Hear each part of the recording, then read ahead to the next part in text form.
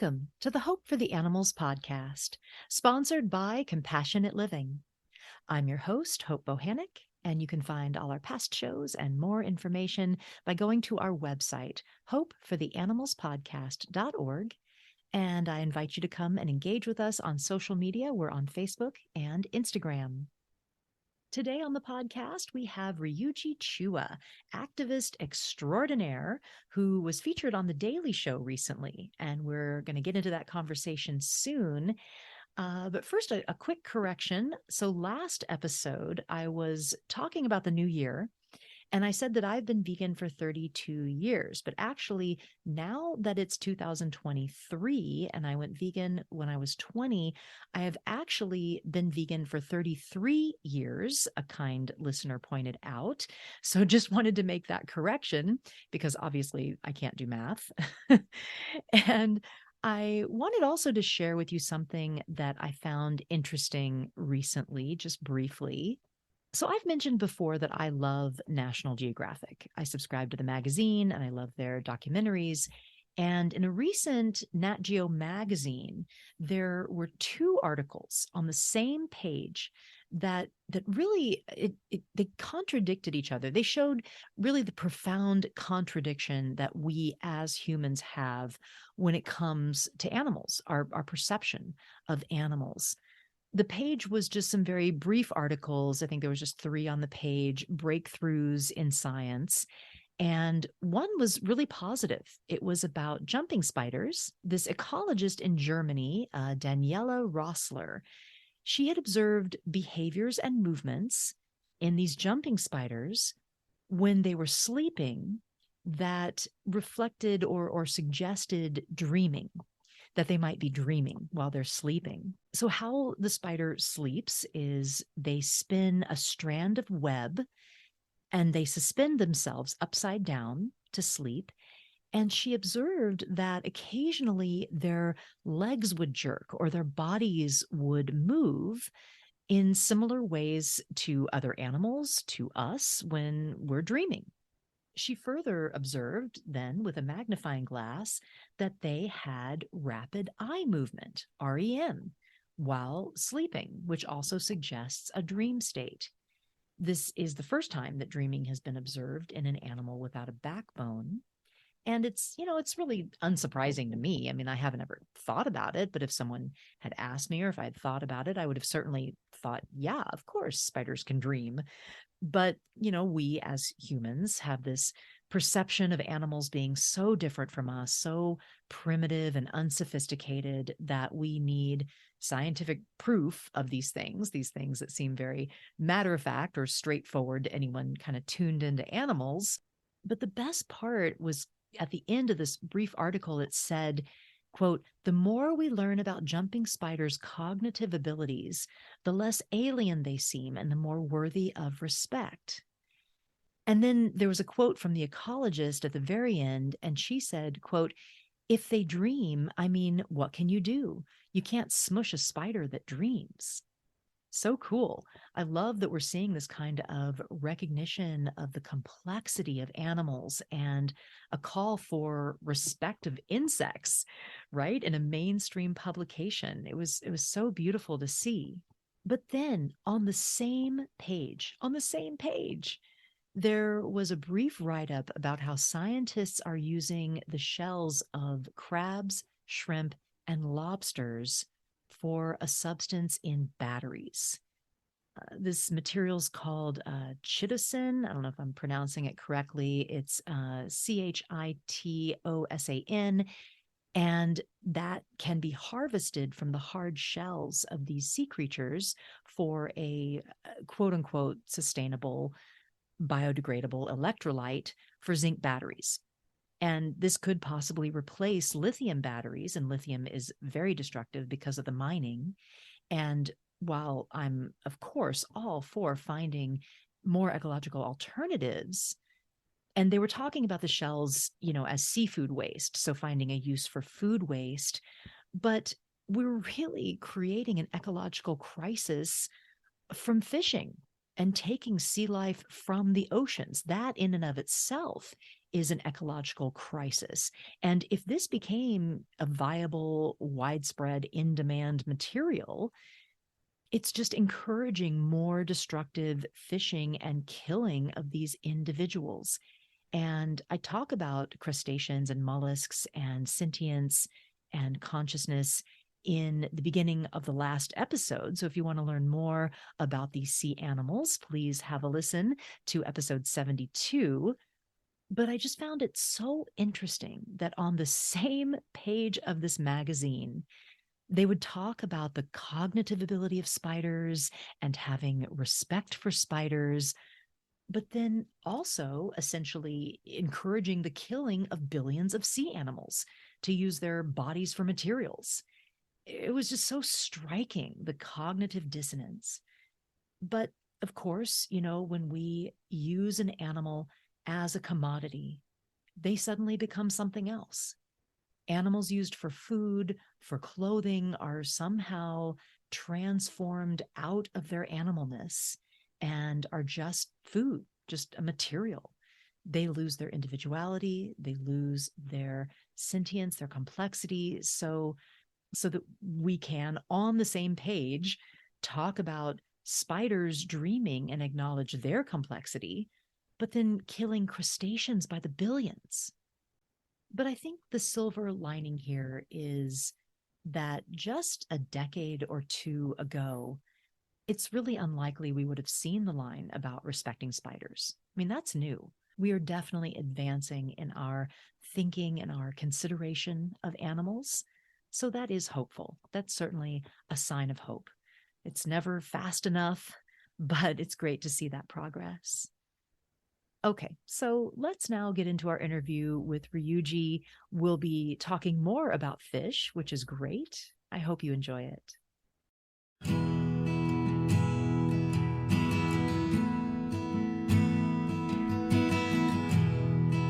Okay, today we are honored to have Ryuji Chua joining us. He is an animal activist, filmmaker, and he seeks to make the world a better place for animals by creating educational resources on animal rights and animal ethics.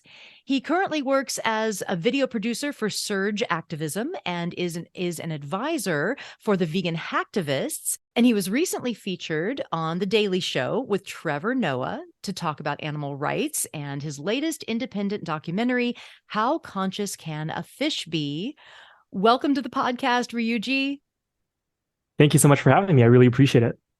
Yeah, well, I'm so excited to have you here. It was really amazing to see you on The Daily Show. I didn't even know that you were going to be on, and I watched The Daily Show, obviously, then. And it was just really, really just incredible. When that happened, I was like, what is happening? I love this. So I had to have you. Yeah, definitely had to have you on the podcast. So we like to start by getting to know you. I feel that all vegans are superheroes, and all superheroes have a good origin story. So we would love to know your vegan origin story. Why and when did you go vegan? Sure. I became vegan in 2015. And that was a result of me reading a book. It was a history book, actually, called Sapiens, A Brief History of Humankind. And the reason I read that book was because history was always a topic that I felt like I didn't understand very well. Growing up when I was in school, I was always very good at those disciplines that required reasoning and logic, things like math and science. The cool thing about a math problem is that if you think hard enough about it, then in theory, you can figure it out. But if you don't know what happens at a certain point in history, you can't just think about it hard enough and figure it out. You actually have to know, because history is not logical in that way. And so I was reading this book, and around page 300 of the book, there was a section about modern industrial farming. And this was the first time that I've ever really thought about modern industrial farming. I grew up, here I'm in Paris, France. This is where I was born and raised. My mom's from Japan and my dad's from Singapore. So I pretty much ate animal products every single day of my life for every meal. And so I never thought about where these products came from. And for the first time, I was confronted with some of the realities of what happens in the meat, dairy, and egg industries. And on top of that, the author was also talking about not just the things that happen to animals that cause them a lot of suffering, much more than I previously imagined. But he also talked about how animals are sentient, and he illustrated how cows and pigs and chickens are different from human beings or the dogs and cats that we learn to love, but nevertheless they feel and they think and they suffer. And this is something that I never really considered. I never spent time with cows or pigs or chickens or any animal that we use for food, really. And so I never thought about who they are. All I knew was this thing that I ate, like a steak or a piece of bacon or a piece of cheese, but I never connected it to the animal. And I never thought that these animals were individuals, much like other animals that I actually liked very much. And so reading that, for the first time, I questioned whether or not these are foods that I actually want to continue eating.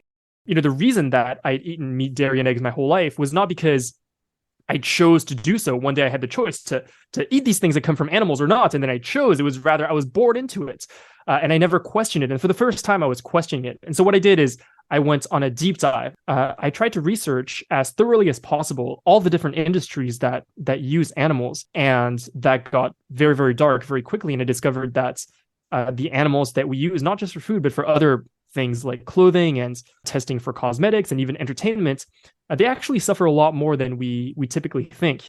And in my pursuit of understanding that, I not only read books and articles, but I also talked to farmers, for example.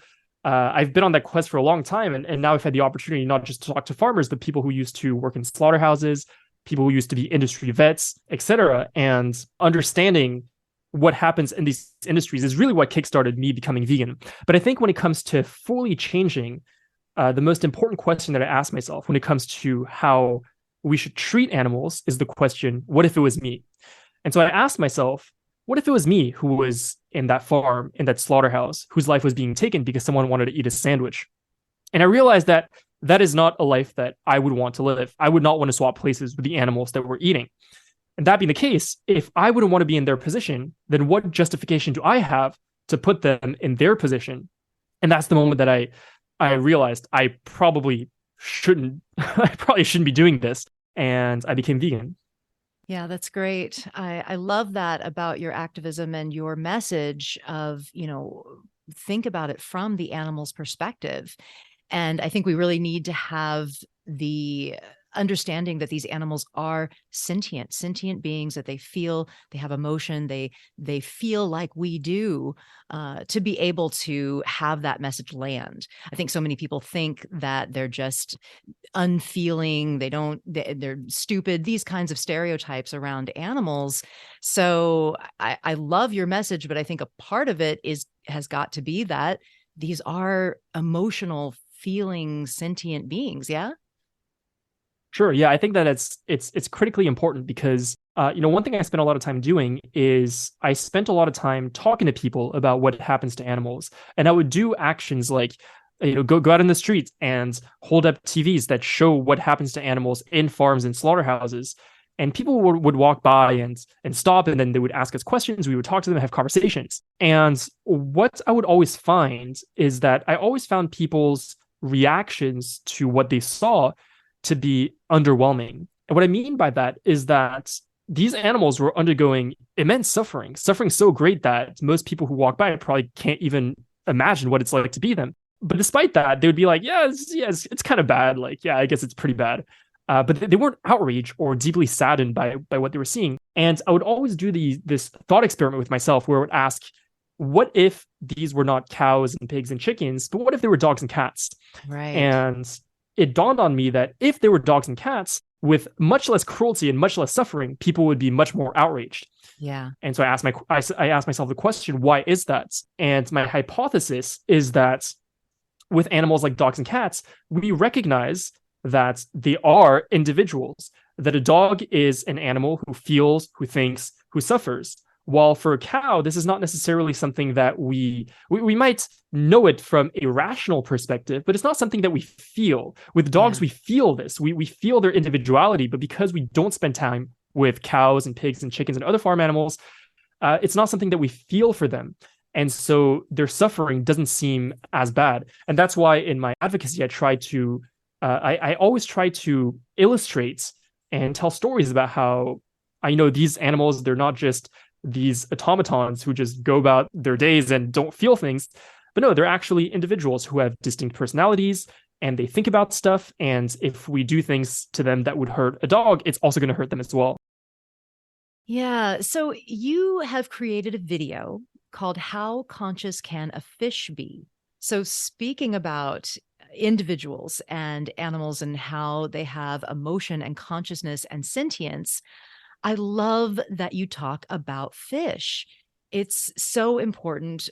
I really want to start here because we just don't talk about fish enough in the animal advocacy movement. If we talk about them at all, it's usually kind of a side note, or we're talking about the environmental impact of the ocean.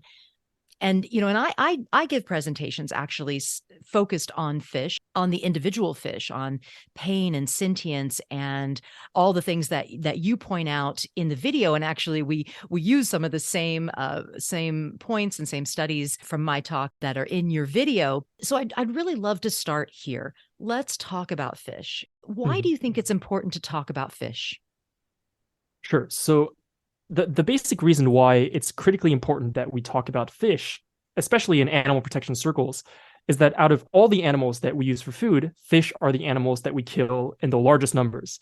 So you take chickens, for example, they're the land animals that we kill in the largest numbers. And every single year we kill about 80 billion of them, which is about 10 times the current human global population. But for fish, even a conservative estimate is about 2 trillion, which is 250 times the number, the global human population right now. And it's actually 17 times the number of humans who have ever lived. So the scale of what we're doing to fish is far larger than what we do to any other animal, although what we do to other animals is also huge. And secondly, both from a legal and cultural perspective, fish are the animals that we protect the least from cruelty and suffering. So from a legal perspective, you look at something like the Humane Slaughter Act or equivalent legislations in different countries, and typically fish are omitted. And from a cultural perspective, we can do things to fish that would be easily outrageous if done to other animals. Take fishing, for example. If I went to the park and I basically did what we do to fish when we're fishing to another animal, like a squirrel, I trap a squirrel, I take them, I go to the lake and dunk their head in the water, that would be outrageous. But if I do a similar thing to a fish and I hook their mouth and I take them out of the water and take a photo for Instagram, there's no problem. And that's why it's critically important that we talk about fish, because not only in the scale of their suffering, the intensity of their suffering is probably one of the greatest that is experienced by any animal that we use as humans. In practice, what happens to fish on fishing vessels and in fish farms is much less regulated than farms that use other animals, although those ones are not even adequately regulated. So ultimately, that's why I think we need to talk about fish. And compared to other animals, I talked earlier about how with cows and pigs and chickens, we don't really see them as individuals. With fish, that's even less the case. With cows and pigs and chickens, at least rationally, I think most people would agree that they feel and they think and they suffer, and they might think that maybe they are conscious to a lesser extent than other animals or something like that. But for fish, it's just the worst, because a lot of people think that fish don't even feel anything, that they're not conscious, that they don't feel pain at all. And these stereotypes that we have about them are extremely harmful, because they not only lead us to justify this immense suffering that we're causing them, but it allows us to mock those who try to speak up for that suffering, or disregard their suffering entirely and say, well, who cares? It's just a fish, which is really unhelpful and very harmful. Yeah.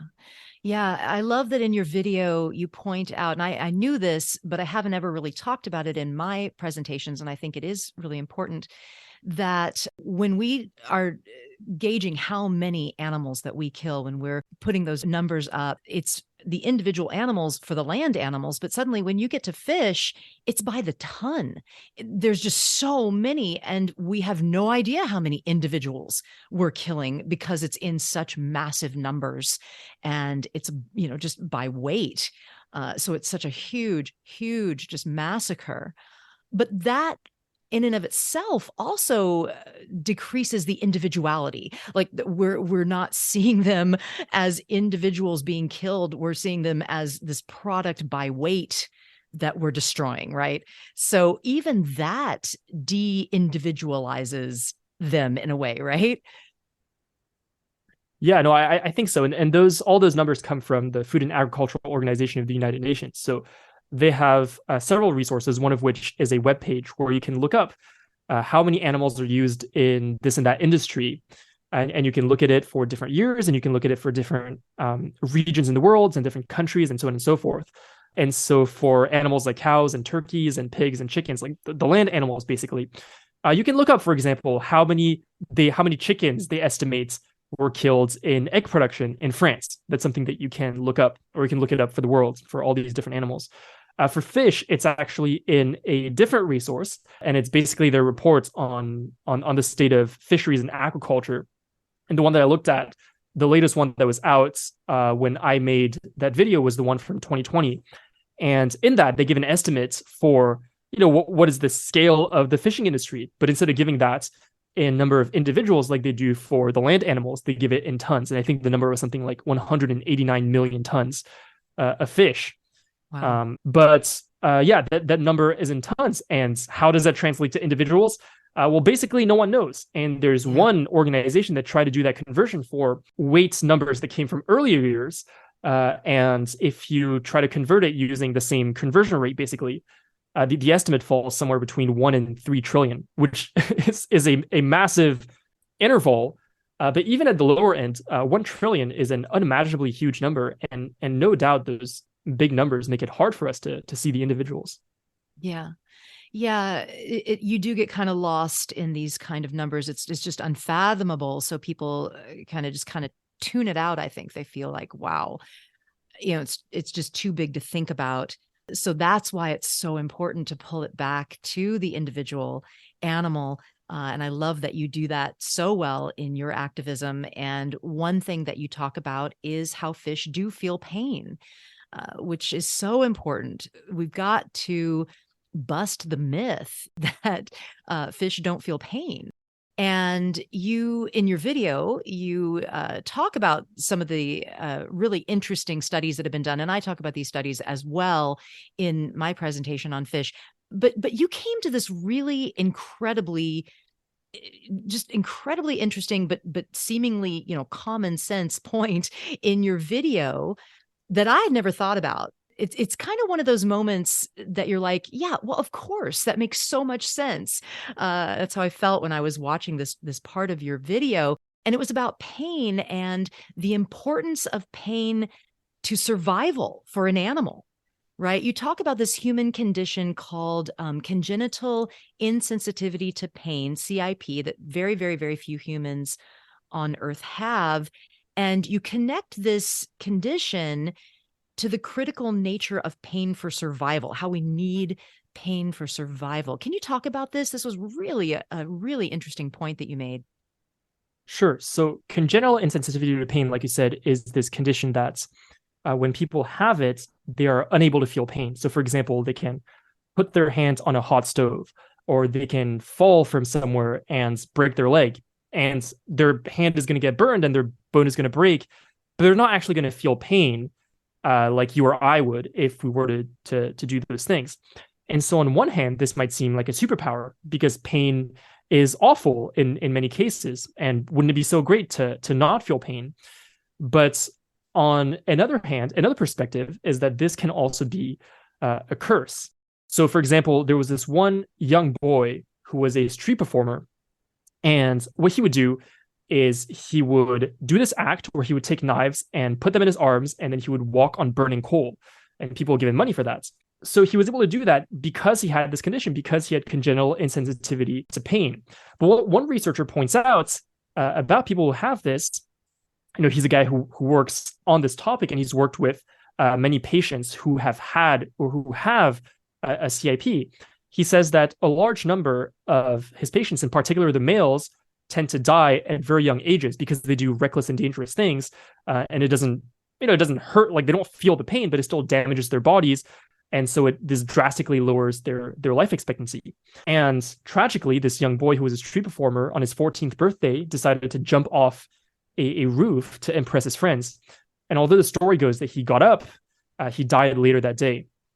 And so the point of this is to say that even in a human society where we have all these things to protect us from dangers, it is very difficult to survive without the capacity to feel pain. It's not impossible, and people do it, but you would think that with all our modern technology and all these things that we have around us that are supposed to keep us safe, this shouldn't be an issue, but it still is. And so if that's the case, then what chance would a fish have to survive in the ocean, which is a much harsher environment than modern human civilization? What chance do they have to survive in the ocean? What chance would there be that they've been able to do this and live in this environment for hundreds of millions of years before humans even existed? To me, that seems much more implausible than the idea that fish don't feel pain, given how critical pain seems to be to our survival. Yeah. So just to pull a quote from your video, you say, quote, "Pain is essential for survival. If you think that it's surprising that a fish feels pain, what would actually be far more surprising is if they had somehow survived for the past hundreds of millions of years without feeling pain." And it's just it's kind of this like enlightened common sense, it's just, yeah, of course. It makes so much sense. Just such a great point. Oh, thank you. And actually, so another point about pain in fish, I was recently chatting with Becca Franks, who is a scientist, a researcher, and a professor at NYU, New York University, and she studies fish welfare and fish sentience. And she was talking to me about the research about pain in fish, and I was asking her all sorts of questions. But one of the central points that she brought up to me was that she said, think about all this research that we're doing about pain in fish. Actually, one of the problems with all this research is that our starting points, our assumption, what in science they call this, they're not the null hypothesis, as this term that she taught me. But basically, there's this assumption, and the assumption that we start from is that fish don't feel pain. Basically, the scientific community assumes that fish are basically zombies who don't feel, they don't think, they don't suffer. And if we want to know otherwise, then we have to show it. So the burden of proof is on people who want to show that fish actually suffer. And a question she asked was, why in the world should that be our assumption? So you take other animals, for example, like dogs. With dogs, there's not this big debate of whether or not they feel pain. Our assumption is that they do feel pain and that they do think and that they do feel. But with fish, it's the opposite. And so that's one of the reasons why, if you dive into the literature and you try to piece together what different scientists are thinking, that's one of the reasons why it can seem more divided than it actually is, because those who are trying to demonstrate that fish feel pain have this task where they have to bring so much overwhelming evidence to the table that people can be skeptical of it, and their skepticism is not seen as that big. It's seen as very normal because the original position, the assumption is that fish don't feel pain. And the idea is that, why should that be? We would save so much time, and the world would probably be so much better if we had it the other way around. Even applying something as simple as the precautionary principle, where, we're doing this thing to an incalculably large number of fish, it makes much more sense for us to assume that they feel pain until proven otherwise. One scenario is, okay, if we assume that they feel pain, we can try not to cause them pain. And then, worst case scenario, like some humans miss out on eating a thing that they like. But the worst case scenario, which is what we're doing right now, we assume that they don't feel pain and we do whatever. The worst case is that we cause them an unimaginable amount of suffering.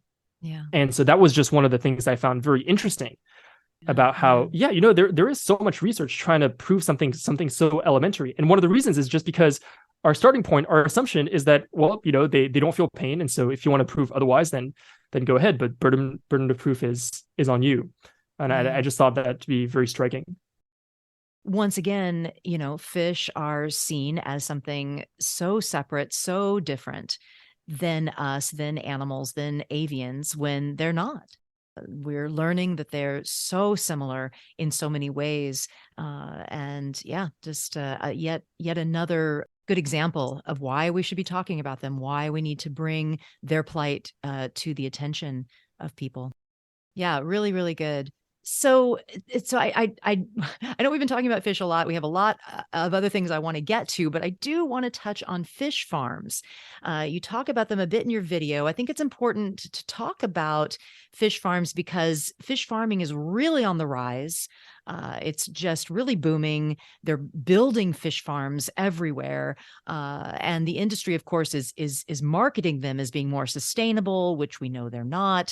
And also now investigations are revealing that fish just suffer horribly in fish farming. Can you talk briefly about fish farming? Or as you don't have to Sure. be brief, as much as you'd like. Sure. No. So the way that fish are farmed is very similar to the way that other animals are farmed, which is to say, very intensively in horrible conditions. So the way to picture what a fish farm might be like, which is also how most chicken farms and most pig farms are, is to think about a morning commute on a crowded train. So if you've ever commuted to work during rush hour, you know that it's uncomfortable. It's crammed. It might be hot. It's sweaty. It doesn't smell good. It's just a generally unpleasant experience. A fish farm or chicken farm is similar in that it's also a place where you are crammed and it's uncomfortable just physically.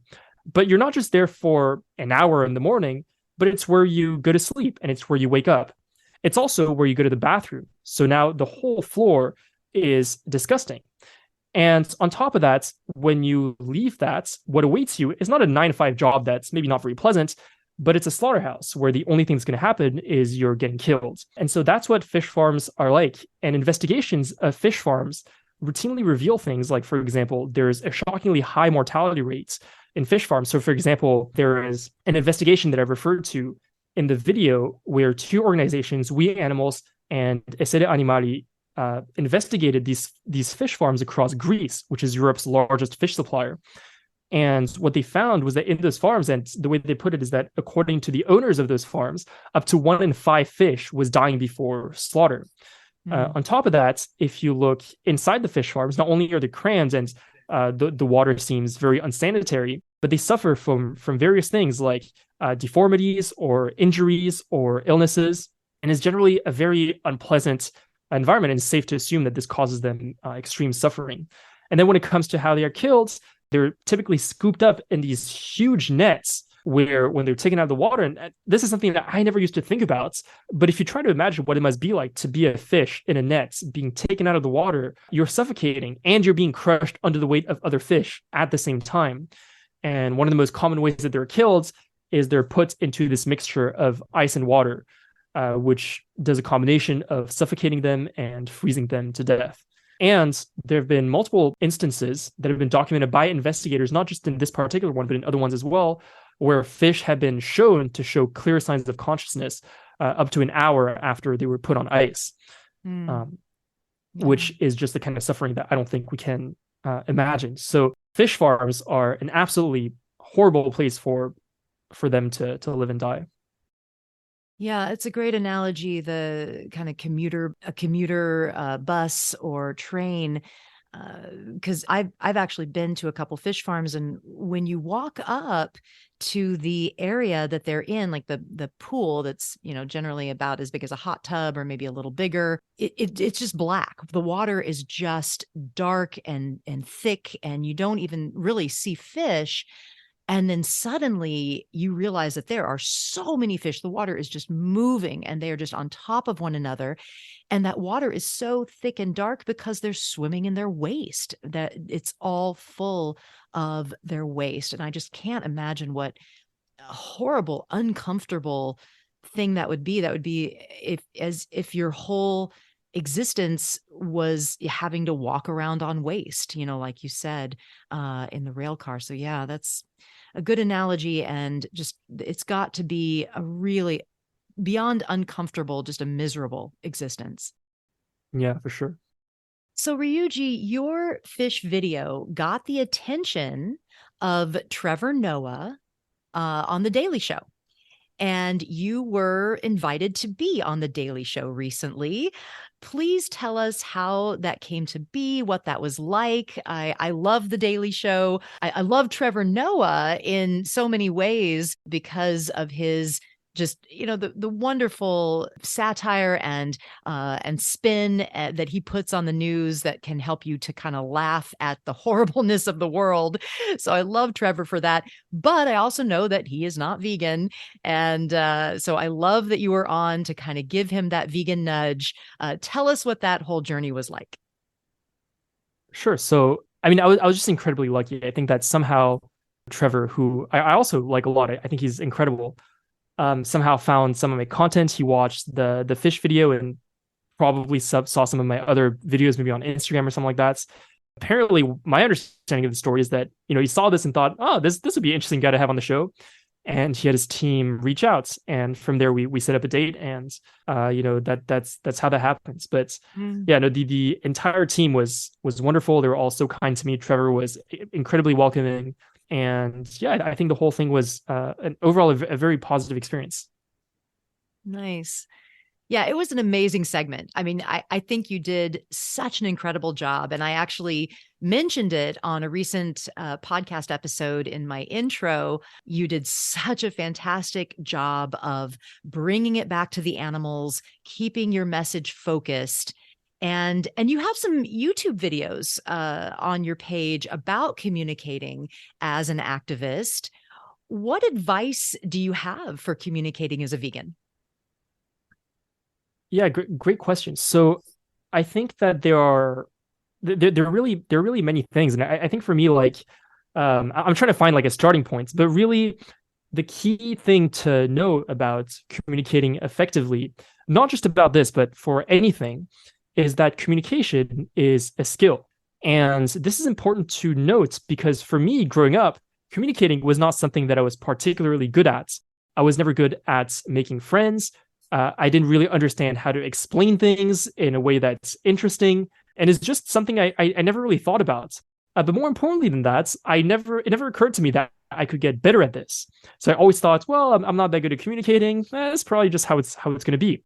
But it turns out that learning how to communicate effectively is a skill, much like learning how to ride a bicycle, learning a new language, or learning an instrument.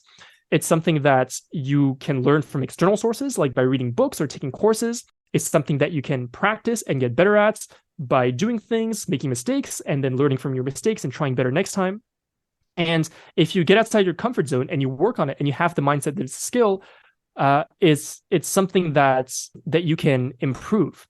Now, when it comes to talking specifically about a topic like animal rights or veganism, one thing that I apply all the time, whether I'm talking to Trevor on The Daily Show or just to someone that I meet, randomly at some random events, is I don't assume that person knows what I know.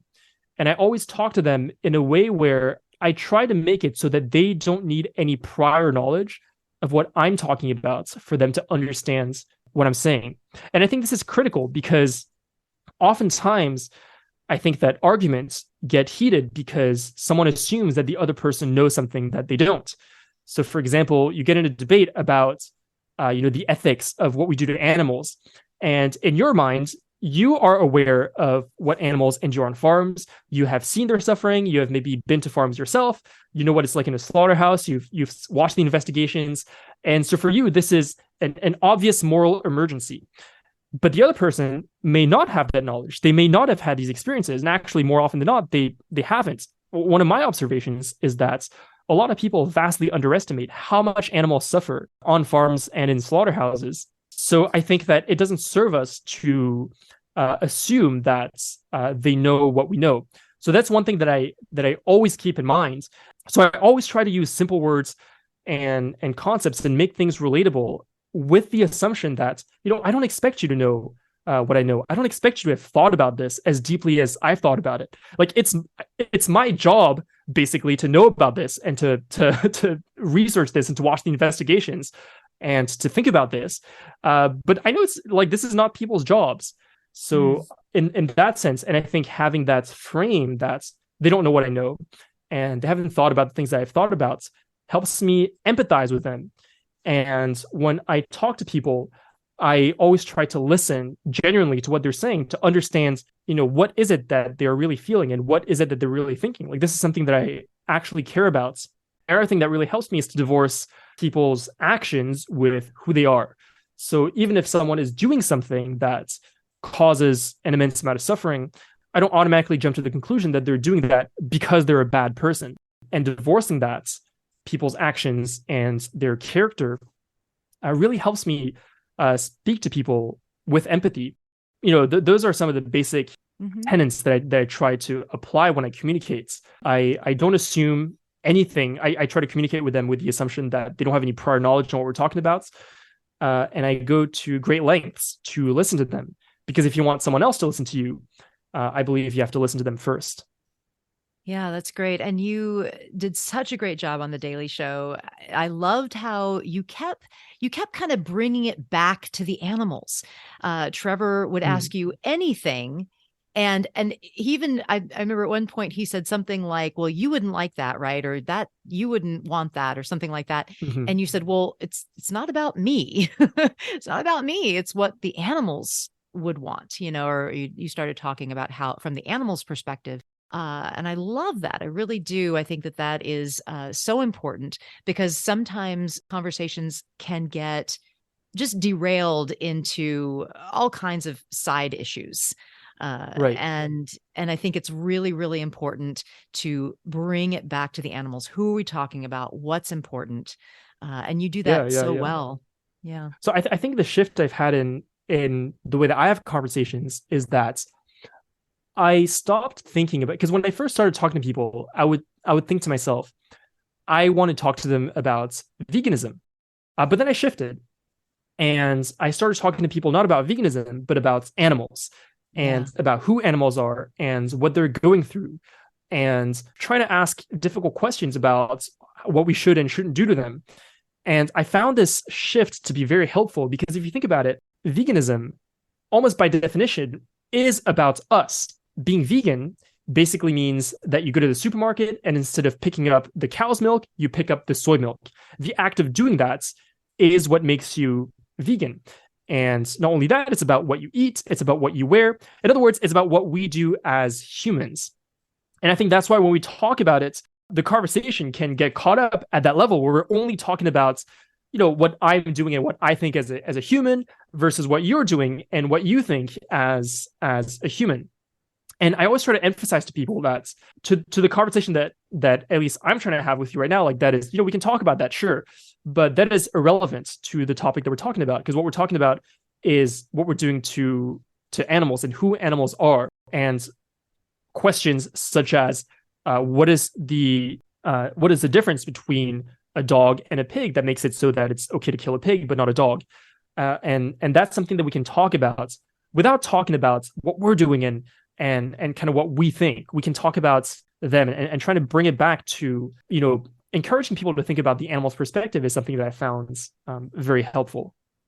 Yeah, I love that. And, and I'm certainly a proud vegan. I love using the word, but at the same time, bringing it to the animals, that's, I think, so critical. Like you said, it's not about us. It's not what we are or what we're labeling ourselves. It's about not harming animals, not killing animals. So it's not really about veganism. You're absolutely right. So just the thing about veganism is that it's one of many solutions to a problem. So the problem is this immense amount of animal suffering that occurs in the world. And being vegan is one of the solutions that we can use in order to attempt to reduce that suffering by taking personal responsibility for what happens to animals. Now, I think that the mistake that we make is that, if we start with the solution, that might not seem very relevant or important to people, and people can get defensive about it because we're saying, you should do this thing. And people are like, but why? And if you want to make a solution interesting or seem important to someone, it's important that they understand the problem first. If we agree on what the problem is, then we have some common ground from which to find solutions for that problem. But talking about that solution in isolation, to me, doesn't make much sense. So on another interesting issue that you have talked about, you have a TEDx talk on the climate crisis, and you make this really important point about individual animals versus species of animals. And you talk about how the climate disruption problem is affecting us as individuals all over the planet, human and non-human. And you argue that we often don't recognize or care about individual animals when talking about environmental issues. And I think this is a really interesting subject. Do you want to talk a little about that? Sure. So the idea is you think about the climate crisis, what we're doing to the environment, and you think about how that's impacting animals. I think that if I were to ask a lot of people, how do you think the environmental destruction, climate change impacts animals? They would picture in their heads something like a polar bear starving in the Arctic, or maybe a koala burning alive in an Australian bushfire, or perhaps a turtle with a straw stuck in his nose. And I think people are right to think about that. And people would think these are the animals that we want to save. We want to help them not suffer, right? We want the polar bear not to starve. We want the koala not to be burning alive in the bushfire. And we certainly don't want a plastic straw being stuck in a turtle's nose. But that being the case, even though that's what we picture, when we have conversations about this and when we read headlines and articles about it, it's often talked about in terms of, we often talk about the issue in terms of things like species and biodiversity and the collapse of ecosystems. And these are not the same things. So koalas and polar bears and turtles are animals. They're sentients. They feel and they think and they suffer. In contrast, ecosystems and biodiversity and species are abstract concepts that don't suffer. And even though we can attribute some value to those things, I'm not saying those things are not valuable at all. What I'm saying is that the hierarchy of how we value those two things is flipped. So typically, we talk about the issue as if the most important thing to preserve is species. We must preserve species at all costs, which is why, for example, when we have articles about those animals that I just mentioned, like polar bears and koalas and turtles, part of the narrative is that it's such a shame that a koala is burning alive in a bushfire because they're endangered. Or it's such a shame that this polar bear is starving in the Arctic because they're endangered, as if the fact that they're endangered and the number of polar bears or koalas that exist is declining, that makes their life more valuable. And that's a notion that I would push back on. I don't think that's because because the species to which an animal belongs is in decline, that means that that individual animal's life is more valuable than the life of any other animal. Why? Simply because I think that the most relevant way to establish the worth of the life of an animal is to look at the world from their perspective. And if you're an animal who's suffering, it doesn't matter to you whether you're one of a billion or if you're 1 out of 10. Your suffering is still equally as important to you just because you're the one experiencing that suffering. And now to make this point clear that species and the well-being of individual animals is not the same thing, I think it helps to do a thought experiment and to ask questions such as, what if we could ensure the survival of a species forever, but at the expense of the individuals from that species leading miserable lives? Put that way, most people would say that seems like a horrible idea, but it's actually something that we've already done. So you take chickens, for example. Chickens, arguably, is the most successful bird conservation effort in history. We have so many of them to the point where every single year we're able to kill about 10 times more of them than there are humans on the planet. We have this entire billion-dollar industry whose entire job is basically to make sure that chickens never go extinct. As long as the chicken industry exists, chickens are never going to go extinct. So from a species perspective, they're doing absolutely fantastic. But from the individual's perspective, they're doing horrible. They're selectively bred to grow so fast that by the time they're the size of a grown adult, which happens in about 6 weeks, they very frequently have problems doing the most basic things like walking and standing up and even breathing. So this clearly shows that just because a species is thriving doesn't mean that that's good for an individual animal. And conversely, because an animal species is going extinct, it doesn't mean that that animal's life is more or less valuable. That shouldn't factor into the conversation at all. And so we often talk about helping animals, and the way we talk about it is we say we must help species and biodiversity and ecosystems. And that can be true, but the way that we should think about it, if what we care about is the well-being of individual animals like that polar bear and the turtle and the koala, then we should say, okay, let's prioritize the well-being of individuals. If protecting biodiversity or species or ecosystems helps protect the well-being of individual animals, then let's do that. But if it doesn't necessarily help, then I don't think we should be attached to that.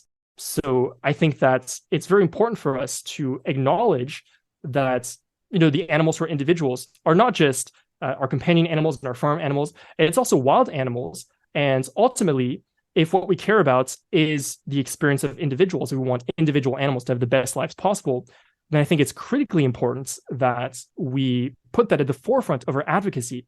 And whenever we do talk about other things like species and ecosystems and biodiversity, it's through the lens of how does this benefit individuals? Yeah. Yeah, it's really frustrating to me when you hear of like a conservation effort that is killing animals. It seems so counterintuitive, something like when there's like deers or wild boar or feral pigs overpopulating an area. And so they send hunters in to kill them all to reduce the population. And let's step back for a moment and realize who's really the overpopulated species, right? Causing all the destruction, hitting 8 billion now people. But I think of these situations really as kind of a lack of imagination. I mean, I think we need to look at that as a failure, because perhaps the situation in that area did improve in some way for the biodiversity or whatever. But what about the individual lives that were lost? What about perpetuating our view of animals as disposable, right? It's not the ideal solution. We need to find solutions that both improve biodiversity and the environment, but also protect the individual animals. I feel like it's so critical. Yeah, so I think that the critical point is that because this is a perspective that is largely missing from the conversation, we have very little research and understanding of what solutions might be. So, Yeah. for example, one of the leading organizations that works on this issue is an organization called Wild Animal Initiative. And what they're trying to do is they're trying to establish an academic field of study around the suffering of wild animals so that we can understand their lives better and ultimately understand how we can best help them. Well, Ryuji, it has been a really fascinating conversation. I'm so grateful that you were able to take the time to be with us today, and I'm so grateful for all that you do, all your amazing work in video and outreach. And I like to end the podcast with this question: what gives you hope for the future? Hmm. That's a good question. I think that there are a few things that give me hope. One is that in my experience talking to people, people are by and large good people who have good intentions. And I think that is a very heartwarming thing to see. In general, they might not apply this necessarily to animals, but I think that in general, people have good intentions and they're on board with the idea of making the world a better place. And I think one shift in mindset that I've had more recently is that I used to think, well, humans, we do all these horrible things and the world would be better off without humans. When in fact, I'm not convinced that this is the case in the long term. And I think recognizing, for example, that nature can often be a very brutal place for wild animals, which is, by the way, one of the reasons that we live in apartments and have hospitals, is because we recognize that the circle of life may be fun to observe from the comfort of our living room when we watch it on TV, but it's not fun to actually be in it. So that's why we have all these things. Well, we were able to do this. We were able to, through our creativity and innovation, make the world a better place for many humans to live in. And so I have great hope that we can apply that same creativity and that same work ethic to make the world better, not just for humans, but for all Earthlings. All right, Ryuji. Well, thank you so much for being on. We appreciate your time and all that you do. Thanks so much. Yeah, thank you so much for having me. I really appreciate it. Thank you for listening to the Hope for the Animals podcast, sponsored by Compassionate Living. So I love that Ryuji said that he shifted his thinking from talking to people about veganism to talking about the animals. So important. I think this is a great takeaway from this conversation. Yes, we want people to go vegan. That is a goal. But what do we really want? We want to free animals from human-imposed suffering. And when you change the conversation to talking about the suffering of animals, living in line with our ethics, how our beliefs, this universal belief that no one should needlessly suffer. I mean, most everyone can agree with those things. Veganism is just a natural extension of all that. It's the action that you take, not the thing itself, right? And I think framing it that way is really brilliant. It's more approachable. So I hope you got something out of this episode. Please share it with your networks and your social media pages. Remember to look for signs of hope. They are everywhere. And live vegan.